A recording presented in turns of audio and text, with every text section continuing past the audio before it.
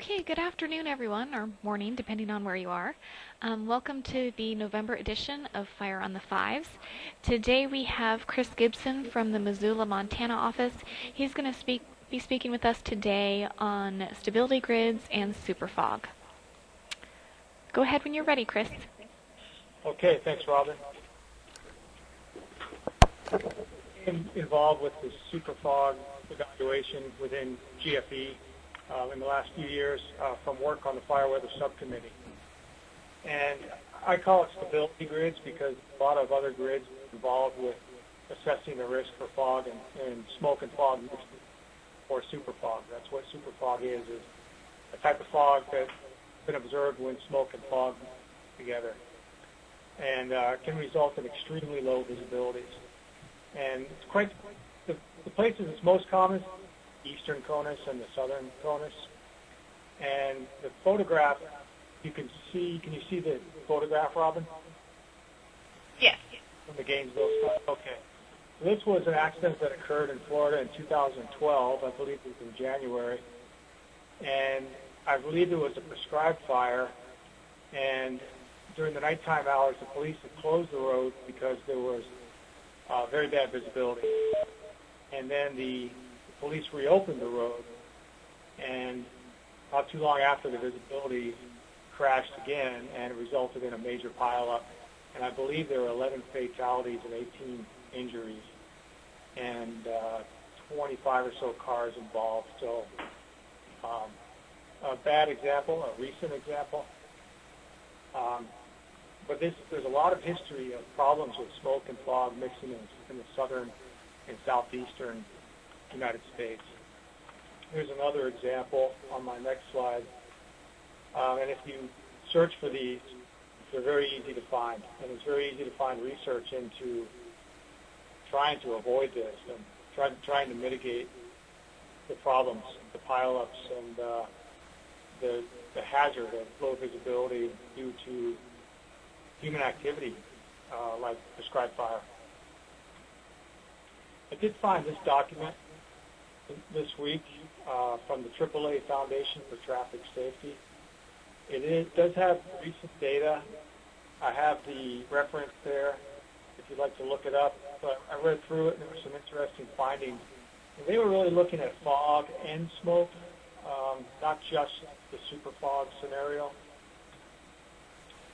Looking at regionally where their research found that the most accidents occurred with fog as at least a contributor. It may have been fog and snow, it may have been fog and smoke, but at least fog was part of the accident problems. And as you can see, the highest number of accidents were in the southeast, the Great Lakes region, the Gulf Coast, and even the Mid-Atlantic and Appalachian regions.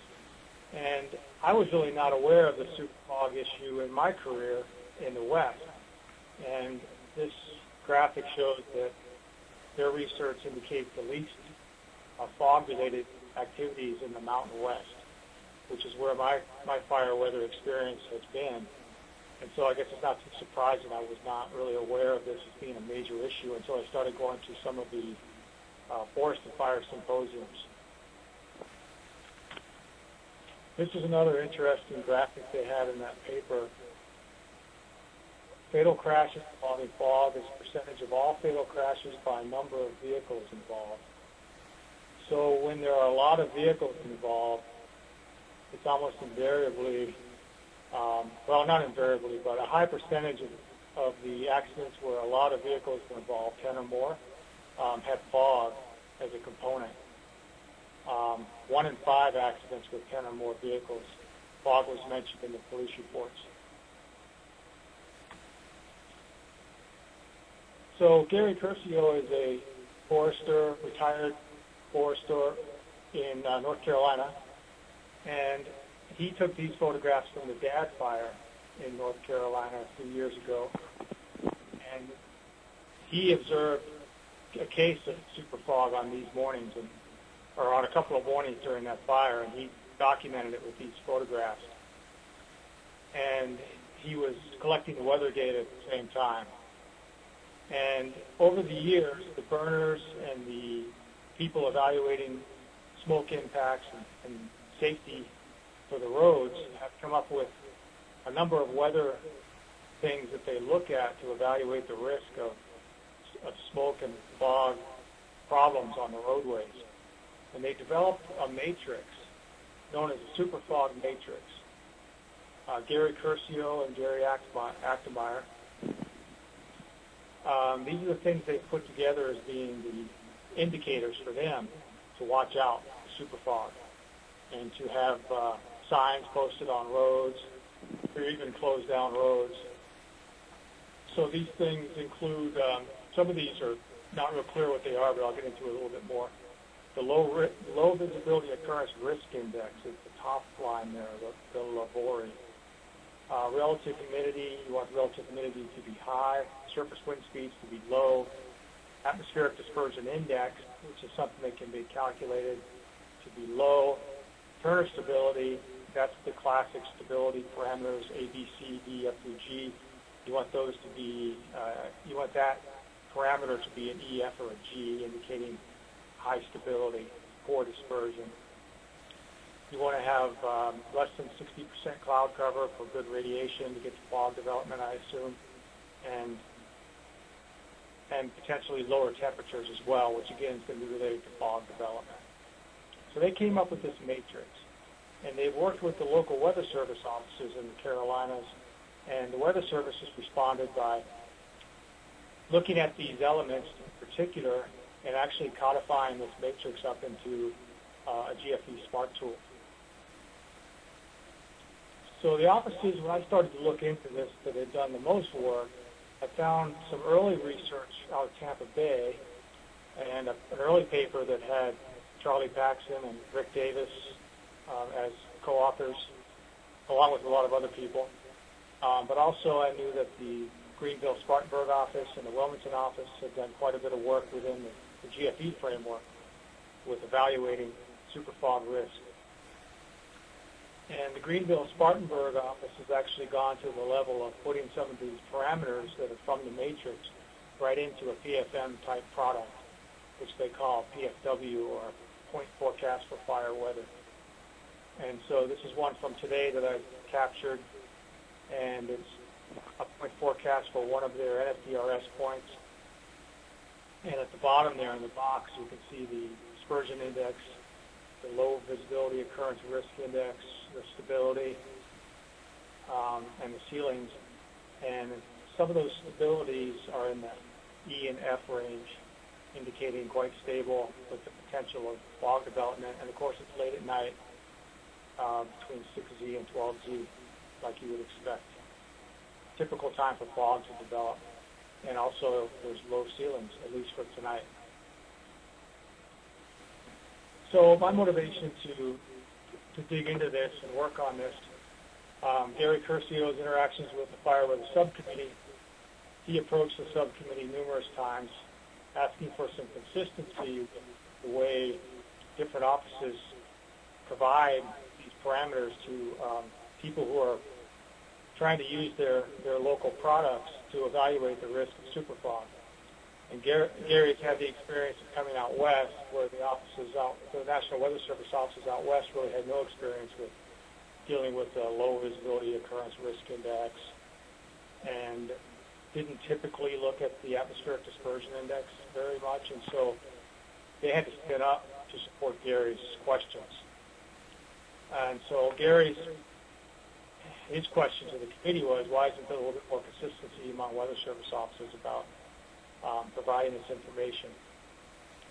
So I was motivated to try to help fill the gap there a little bit and produce one package that could be used in any forecast office. And one thing we've really tried to do a lot here in Missoula is really increase the efficiency of our gridded forecast maintenance, using tools intelligently, using models intelligently to try to be a little bit more hands-off and be more efficient with our production of our grids and the inter-grid consistency and even consistency with our neighbors. So I tried to incorporate all those ideas into what I did.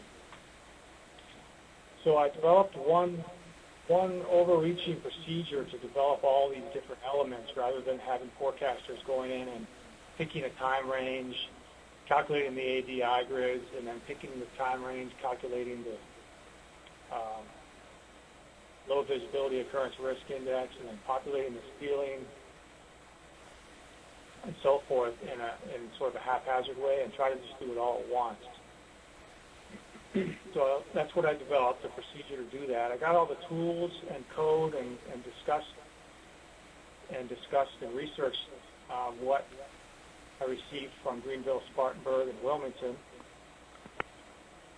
And ultimately the procedure does calculate a grid known as Superfog risk, and that's from Wilmington, the smart tool that actually does that. And the idea was that this could be installed in any WFO on AWITS. And as I stated a few minutes ago, just to try to increase the awareness across the National Weather Service of these products. So the way this works is a set of basic weather elements that sort of creates the foundation of the more complex weather elements: temperature, RH, sky, wind, mixing height, transport wind. Pretty much all offices maintain these, at least during fire and prescribed fire time of year, and at least out to about 84 hours or so.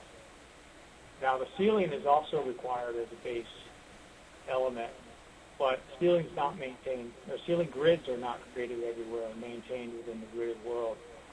But in quite a few offices, they're starting to experiment with that as part of the aviation support from the grids. And there are a number of smart tools and smart init type procedures that are out there that come up with a first guess for sealing. And so we've been running smart initialization for sealing here in Missoula for a couple of years. Most of the forecasters are not aware of it, but it is maintained in the background as a grid. And then we have the derived elements, the atmospheric dispersion index. The foundational paper is by Labdis, 1986. And I have the reference in the slideshow farther down if you want to go and get a copy of that. The low visibility occurrence risk index developed by Labdis and Achtemeier. And that index actually used automobile crash data. So they correlated the weather conditions at the time of the auto crashes in Florida over a 2-year period. The stability class is based on Appendix A of the Labdis paper, the big foundational paper, and then the Superfog matrix tool, which is the codification of that matrix that I showed you that the two Garys came up with, Curcio and Achtemeier. So basically the Superfog matrix tool gives you a yes or no, 0 or 1 binary indication of where the conditions are good for dense fog. Superfog could occur in a worst case scenario if a fire is present. One of the nice things about using a procedure to derive these is everything can be done in a specific order so that the base elements are going to be available to the tools in the order that they run. So the ADI, for example, is based on all the basic elements, including sealing, and also the insulation. And the insulation within the tool is calculated as a solar angle. And LVORI requires that ADI and relative humidity. Stability requires sky, wind, ceiling, and again the insulation, the solar angle. And finally, the Superfog matrix tool requires some of the base elements and the 3 derived elements above it. So this is the way the procedure comes up when we run it. First of all, I have a weather element group I call stability, which includes the base elements and the derived elements. So when I run the procedure, the first thing it does is check to see if the base elements are all available. And in this case, it's saying you're missing some of your basic elements, mixing height and transport wind in this case. And it prompts you to, and ceiling needs to be populated from the model as well. So it prompts the forecaster to go ahead and populate those from a model. Or they might just hit cancel and work on those grids specifically and then rerun the procedure. Once those grids are available, the procedure prompts the forecaster to go ahead and complete the process and run the derived elements. And once that is complete, you can see them in the grid manager, the ABI, LVORI, Stability, and Superfog, and they're all hourly grids in this case. So here's an example just to look at of the stealing of the GFS, and that comes right from the smart initialization which occurs in the background within the GFE, within AWIPS. And it's all AWIPS 2 compatible. Here's an example of the atmospheric dispersion index, and this ranges from 0 to 200. Basically 100 or higher is very good dispersion, and it's broken down below 100, whether it's poor or moderate or better. That's what that grid looks like. Here's an example of the low visibility occurrence risk index.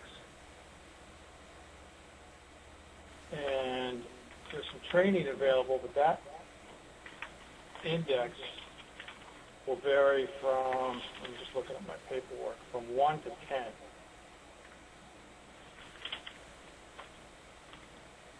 And then the stability class, which is from 1 to 7, which represents the A, B, C up to G. And finally, the Superfog grid itself, which is, again, just a 0 or a 1, where all the conditions come together within the matrix to say there's a potential of superfog. And this particular grid was at 11Z in the morning, which in standard time around here is about 4 a.m.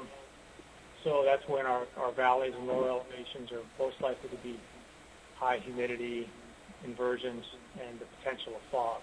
And so that's what you're seeing on that map in the Missoula CWA. As far as training, one of the better, really quick documents to get to is on the Greenville-Spartanburg webpage in their fire weather section. And it's a guide to the ADI, and it also discusses the low visibility occurrence risk index.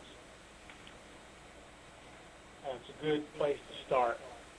I also have collected a number of papers, and I have those zipped together into a package which can be distributed to anybody who wants to try to develop some more sophisticated training. There also is an interesting bit of research that came out of a fire lab in Southern California, I think the Riverside lab. This was presented in 2014 and is now on YouTube. But these researchers looked at extremely low visibilities, and in the laboratory, they mixed fog and smoke. But their criteria for superfog was 10-meter visibility, which is only 35 feet or so. So that was extremely low visibility, and they were looking at the particulates and how quickly it formed, how quickly it dissipated, and things like that. But you could definitely have problems on a highway with higher visibility than that. So things I still want to work on. This has been tested in Medford and in New Orleans, distributed as one big package, and that was probably over a year ago at this point. It has been all adapted to AWIPS 2. It would be a good idea to revisit the Appendix A of LabVIS. It's pretty complicated, all the different steps that go into creating the stability index. So it would be a good idea for somebody to really carefully go through that index. But I think Joshua Weiss and John Tomko, I think in the Carolinas, they're the ones that really looked into that and wrote the code for the smart tools. But it's a pretty complex process. And I believe that Josh has been working on an improved superfog potential index, so an improvement to the basic matrix that Curcio and Achtemeier came up with. So if that gets refined and developed, that could be incorporated into this package. And the other thing is, sort of an emphasis from the Weather Service perspective on the formation of fog, which is really something that we deal with all the time, not just for fire weather. It's an issue for travel in general, including aviation, and of course just the general public. And whether or not there's smoke present or not is often, it's not something that is shared with us, whether there will be some burning going on, especially if it's on private land and things like that. So I believe the emphasis should probably be more on the stability and the fog formation. And really it's up to the burners and the people, the decision makers in charge of road safety to be aware of where smoke may also be present. And I think that's all I have, Robin. Great. Thank you very much, Chris. Are there any questions for Chris? Actually, this is Rick in Tampa. So, Chris, if can I get you to send, or I'll send you an email, and if you can send all the information to our Sue and our GFE person, because we'd definitely like to use it here. Sure, Rick. You know what? I need to talk about distribution a little bit. I think I'd like to make sure that this presentation gets to Larry and Robin, but also I can send them the link to the whole package.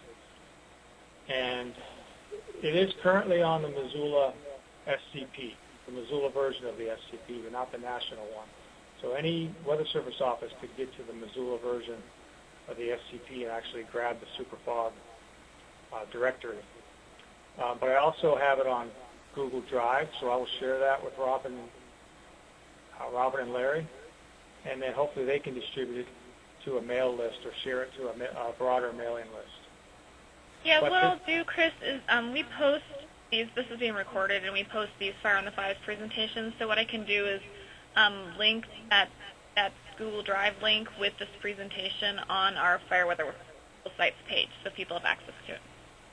Okay, great. And there's a lot of links in this presentation, so that's one reason to definitely have it digitally available. Great.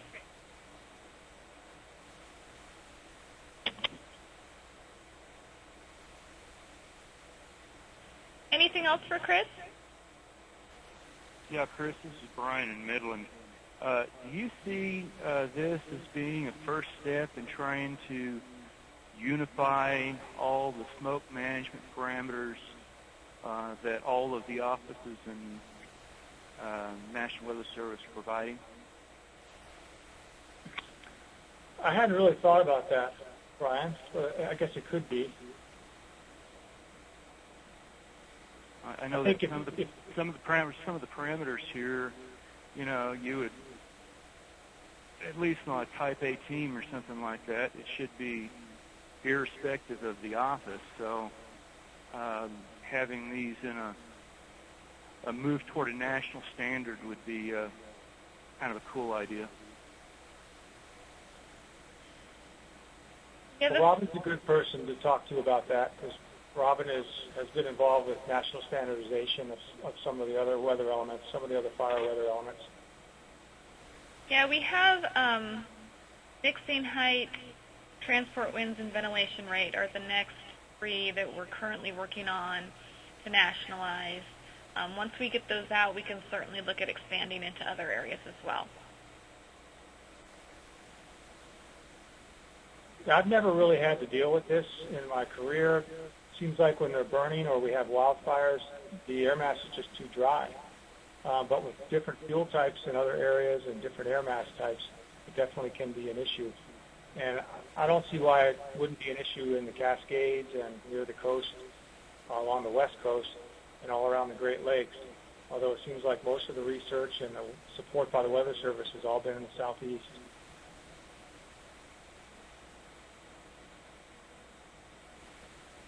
We did have a team here last summer, a Type 1 team from North Carolina, or from the southern region, I guess. And many of them were from the Carolinas.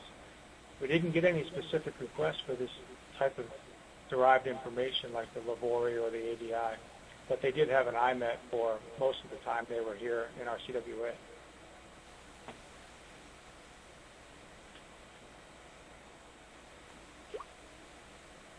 This is Scott from Morehead City. We already use all these tools and have these grids. Have you changed any of them, or if we already have them, I've got them from Josh in Wilmington and also from Greer. So I'm curious as to if you updated any of these tools, or should I take a look at what you have as well, or you just using what they're using? What I did was I took a look at the definition of the grids within local configs I got from Josh, and I think from John. And so I tried to use the exact same definitions for the grids within the database.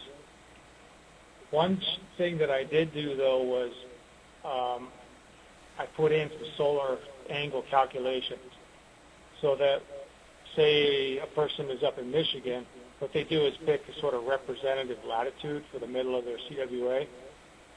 They put that into the smart tools, and any time of the year, any hour of the day, the tool will calculate the solar angle for the insolation part of the deal. Because the ones that I got originally were quite simple. It was basically a Julian day setting where the insolation was one value during the cool season and one value during the warm season.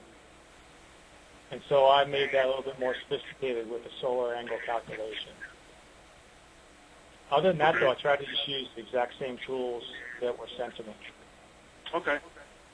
Thanks. Chris, I got one more question. I'm sorry to be a bug about this, but with the insulation parameter, that should be easy enough to calculate for every point that you're wanting to make in, like in a point forecast matrix.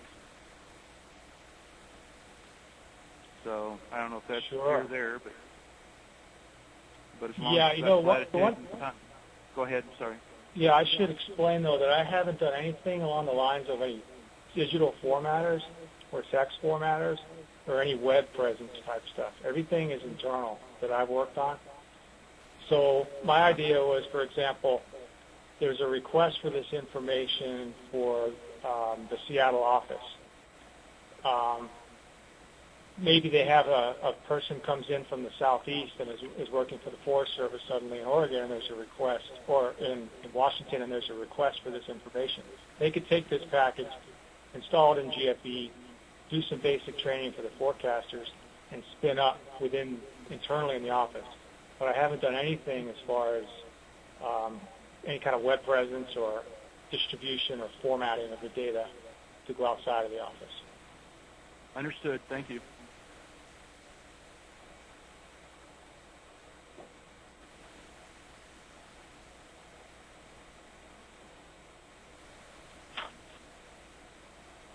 Any other questions?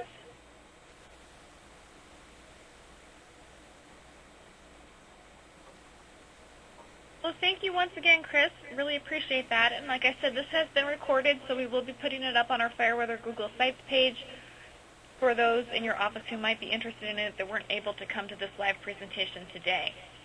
The December Fire on the Fives on the 5th of December is a Saturday, so we will be doing the December Fire on the Fives on the 4th, which is the previous Friday, and we'll be sending out information about that as well. Thanks, everybody. Thank you, Robin.